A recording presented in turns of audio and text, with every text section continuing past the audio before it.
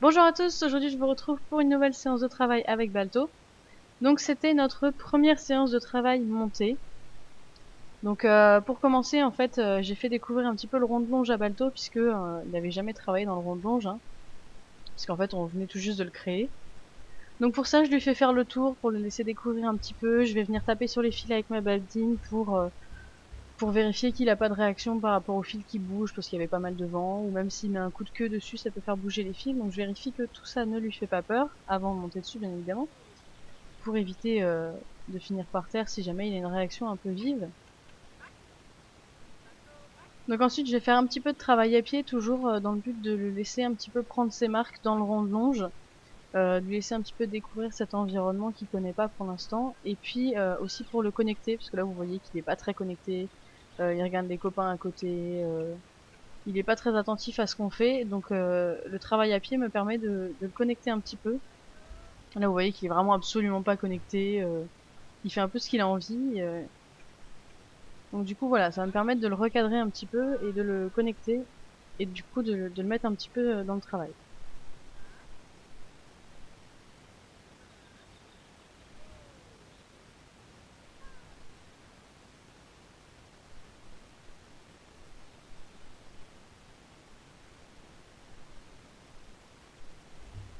Donc là vous voyez qu'il est quand même encore un petit peu lourd, pas très connecté. Balto est assez lent à se mettre en route dans le travail en général, il faut faire plusieurs exercices avant de l'avoir correctement.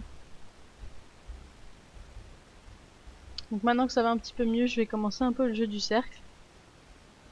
Et du coup là en fait je vais travailler le jeu du cercle et en même temps le jeu du passage étroit, puisque vous voyez qu'en fait je lui demande de faire un cercle et de passer entre moi et la clôture du rond de longe.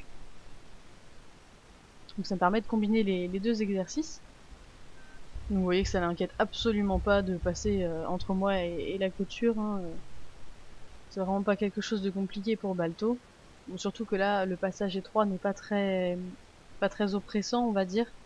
C'est pas comme si je lui demandais de passer vraiment entre deux parois de mur, par exemple, où là ce serait peut-être un peu plus difficile. Et petit à petit, je vais commencer à l'amener sur la barre au sol qui est au milieu du rond de longe. Donc je désaxe un petit peu mon cercle pour l'amener dessus. Donc je le fais passer tranquillement, juste pour qu'il découvre un petit peu, qu'il comprenne qu'il doit lever les pieds. Et ensuite, je vais le mettre un petit peu au trot. Donc là, vous voyez que hop, il commence à me tirer. Donc tout de suite, je récupère fort la longe en tirant assez vite, parce que une fois qu'il a pris son appui, en fait, c'est impossible de le récupérer. Et dès qu'il cède et qu'il revient vers moi, je relâche tout de suite ma longe et je le caresse une fois qu'il est revenu. Ensuite, pour vraiment bien le connecter et puis le mettre un petit peu de bonne humeur, je fais quelque chose que Balto aime beaucoup, c'est partir en courant d'un seul coup et pour qu'il me suive en trottinant. Je passe en même temps au-dessus de la barre et tout pour que ce soit vraiment quelque chose d'amusant et qu'il le mette un petit peu en route.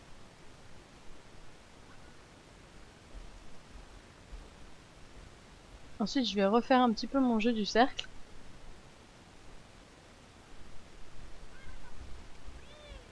Et là, vous voyez que pour un cheval très feignant comme Balto, et ben j'arrive quand même, à force de travail, à avoir le trot sans avoir besoin du stick, hein, parce que là, j'ai pas de stick. J'ai juste ma petite badine que j'ai dans la main parce que je vais m'en servir plus tard monter.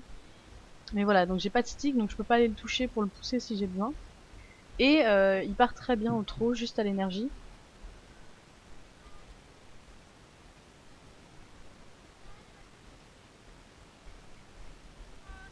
Voilà, donc là je monte juste mon énergie, je lève ma main un petit peu en haut et j'agite un petit peu mon bras qui est du côté de ses fesses pour le mettre au trot. Et ensuite je le fais revenir vers moi. Donc maintenant qu'il est un petit peu mieux dans le travail au sol, qu'il est connecté, je vais pouvoir monter dessus tranquillement. Donc là vous allez voir que contrairement à Rock, Balto le montoir ça pose pas de problème puisqu'il bouge pas d'un poil. Mine de rien en fait Balto au départ avait pas acquis l'immobilité au montoir, hein. Je lui ai appris au début quand on sortait en balade, parce que pareil on montait sur des cailloux ou sur des barrières pour monter dessus sans leur casser le dos, et il avait tendance à bouger, du coup c'était hyper dangereux parce que depuis les barrières et tout on pouvait facilement tomber d'assez haut, et donc j'ai vraiment mis un point d'honneur à lui apprendre l'immobilité au montoir, et depuis ça lui est resté, donc Ça, l'immobilité, vraiment, Balto l'a appris très vite, comme c'est un cheval feignant, forcément pour lui, l'immobilité c'est facile à apprendre. Donc je vais commencer par le laisser marcher un petit peu reine longue.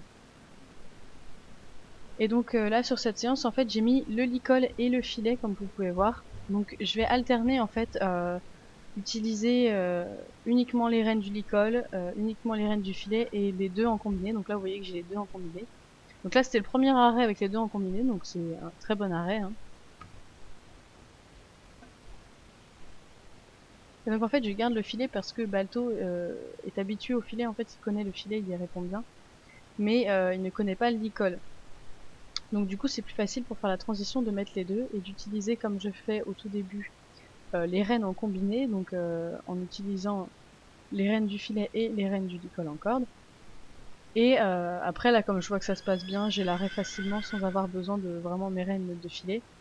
Je vais relâcher les rênes du filet, utiliser uniquement les rênes du licol. Et du coup dans ce cas-là mes rênes de filet seront là uniquement pour m'aider si jamais il répond pas. Donc là voilà, je demande un arrêt avec uniquement le licol, le poids du corps et la voix, ça s'arrête très bien donc c'est nickel.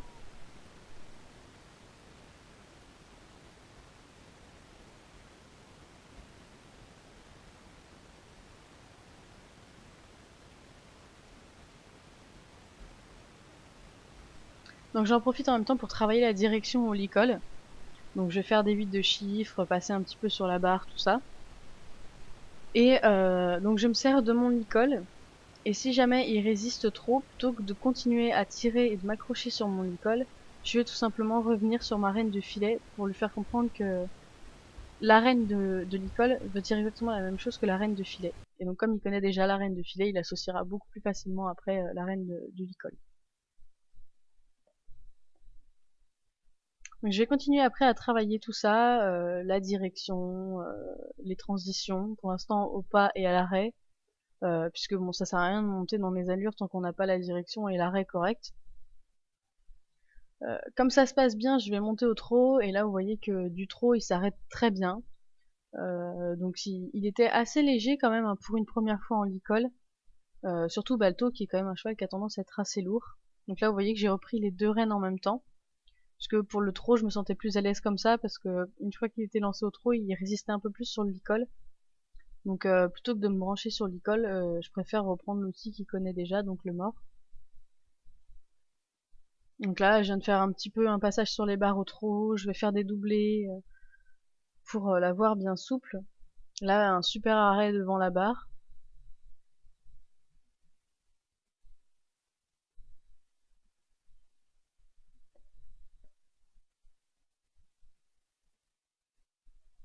Donc là, on voit quand même que les arrêts sont assez précis, parce que j'ai réussi à l'arrêter avec les antérieurs devant la barre et les postérieurs derrière.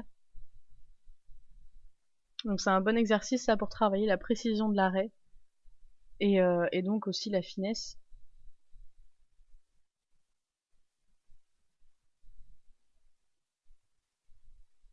Vous voyez, j'essaie de lui faire pas mal de courbes, de tournées, tout ça, pour vraiment tester la direction. Vous voyez que les arrêts ça pose vraiment aucun problème, même au licol, j'ai pas de souci avec ça.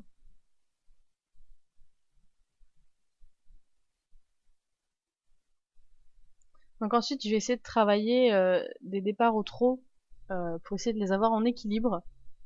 Parce que bon, s'il part comme un sac à patates au trot, ça m'intéresse pas, hein, c'est pas le but. Donc j'essaye de lui demander et de sentir qu'il prend un bon départ au trot. Et là en plus comme je suis accrue, j'en profite pour demander un trot qui soit assez équilibré, puisque du coup on le sent assez bien quand on est accru, c'est puisque quand le trot n'est pas bon, on rebondit beaucoup trop fort. Et c'est absolument pas confortable pour nous, ni pour le cheval du coup, puisqu'on fait on fait tape-cul un peu sur leur dos, donc c'est pas du tout agréable pour eux.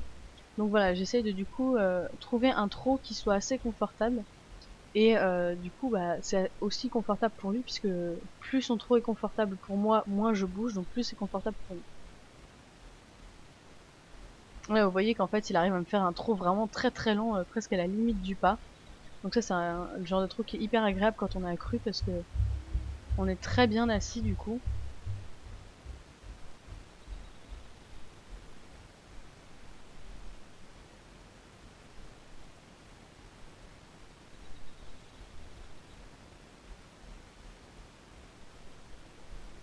Donc Balto, je trouve que pour un jeune cheval qui a pas été énormément travaillé, je dirais à part l'attelage et les balades, il a pas fait grand-chose de sa vie et je trouve qu'il a quand même, de belles allures.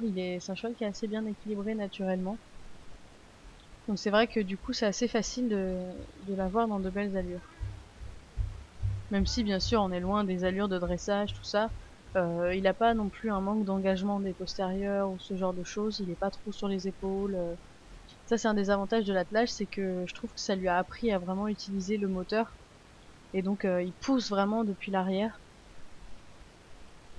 Donc ça c'est quelque chose qui est assez sympa. Parce que là vous voyez bien que là quand il trotte et qu'il passe juste devant, on voit bien que les postérieurs vont bien chasser les antérieurs, donc il engage assez bien. Donc pour terminer ma séance, je vais le laisser marcher un petit peu reine longue. Je fais ce qu'on appelle en fait le jeu du passager. Donc je le laisse marcher tranquillement. Tout ce que je veux c'est qu'il marche en fait. Après c'est lui qui choisit sa direction.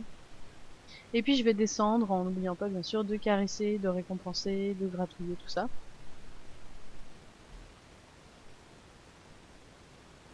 Voilà, cette vidéo est terminée. J'espère que ça vous aura plu et je vous retrouve très bientôt dans une nouvelle vidéo.